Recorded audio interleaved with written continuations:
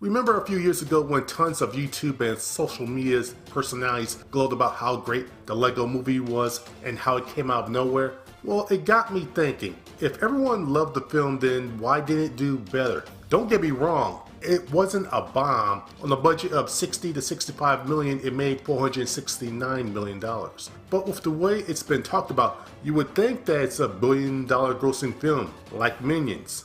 Heck, the Lego movie's most popular character, Batman, received his own movie in 2017, but that only made $312 million at the box office. Then there's the Lego Ninjago movie, and that didn't even crack 150 million worldwide.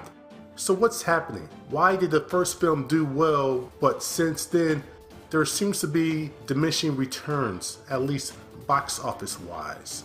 Well, I believe that the Lego film's initial success had more to do with the fact that there's been Lego movies for more than a decade prior to that one being released. But before I go further, how about a little background info on Lego and its film history? Lego was created in 1949 by a former carpenter named Ole Kurt Christensen. The current design for Lego was first developed and patented in 1958. Legos have been part of history for over 70 years. It's basically a generational toy. The first Lego animated movie actually happened unofficially in 1973 and was called Journey to the Moon, created by Lars C. Hatton. Since then, there have been many Lego fan films not officially backed by Lego, but they do acknowledge it and they actually are pretty enthusiastic about them. So much so, in fact, that Lego has even created software for fans to create more Lego fan films. Now, as for the first actual Lego official film, that wasn't in 2014, that was actually in 2003 with Monaco Mask of Light. But if you want a Lego movie, that would actually be 2010's Lego The Adventures of Clutch Powers. So as you can see, Lego has a decades-long lineage. Nearly everyone has either had Legos or played with them at some point. There's a nostalgia there. Over almost 20 years, there has been a Lego film of some sort. Most are straight to video, DVD, Blu-ray, video on demand, or straight to TV. Because of this, there is an audience that's now used to a 2-hour block of Lego animation.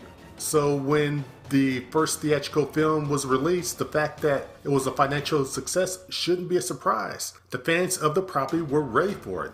However, that may also be the reason why the theatrical films aren't doing as well too. Theatrical films aside, there are a ton of Lego multimedia, video games, television shows, and so on. What these properties had that the initial Lego movie didn't was an existing audience. Now, if you're a Marvel Comics movie or animation fan, then there's a great chance you'll watch the various Disney Marvel Lego specials. The same goes with DC Comics, Star Wars, and so on. Not kinda already existing fans of the product, the Lego movie had to get people that weren't interested in Lego and want to see the film. That can be difficult since the film wasn't based on any one particular IP. One way the filmmakers try to fix this is by throwing in a ton of different properties and Easter eggs into the film.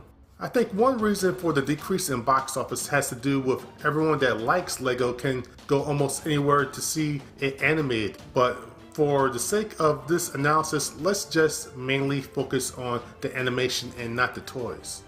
One problem I think the Lego movie had was it was too referential. The Lego movie possibly throws too much at the screen. The problem with referential humor is, one, not everyone's going to get the reference, and two, the humor has a very short shelf life. Two, there isn't as much emotional impact with this film as there are with other CGI animated films. Example would be the best of Pixar and DreamWorks. The father-son moment at the end was good, however, that's basically it.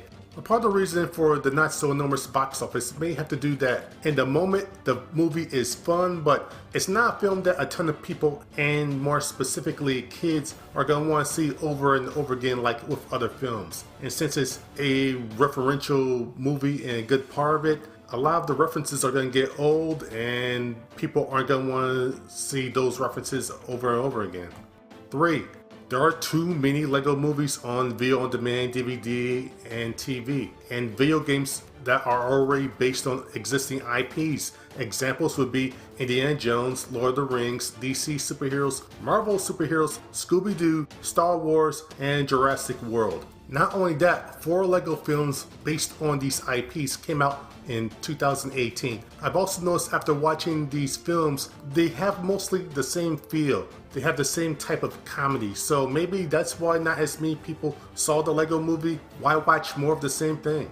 Another possible problem, toys and merch based off of the film. Finding the merch sales for the movie has been difficult, but I have to wonder, do they match what the other LEGO properties sell? No, DC, Marvel, Star Wars, and so on. Now, if the sales numbers match those other IPs and everything, then I could see a very valid reason why you would keep going on with more and more LEGO movies, so you could put out more and more toys. But if the toys aren't selling well and the films aren't doing as well as you want, then maybe there won't be another LEGO movie after the second one. So with all that being said, will the LEGO Movie 2 be as successful or more than the first one? Who knows? Currently it has a good score on the various aggregator sites if you care about that kind of thing. It will be interesting to see what happens though. I see the future of the theatrical film franchise resting on this film, because if it makes as much or less than the first film, then the Warner Animation Group may just stop any more theatrical films from ever being made.